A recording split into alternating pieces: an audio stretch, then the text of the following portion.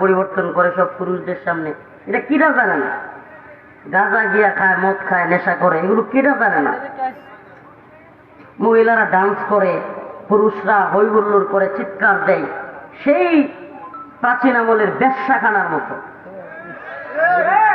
প্রাচীন আমলে রাজাদিরাজরা বা অনেকেই যারা বড় লোক থাকতো, এরা এই ধরনের নর্তকী না চাইতো মাঝখানে, আর টাকা ছিটাইতো। এই হালতই তো রামগড় বন্ড এমপি হাদিসে রঙ্গমঞ্চ কইরা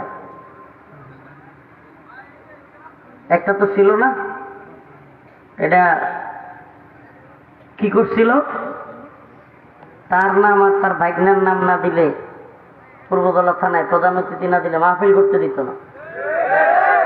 এই বন্ডামি ছিল কি ছিল না পূর্বতলায়? তার নাম কিংবা তার ভাইগনার নাম।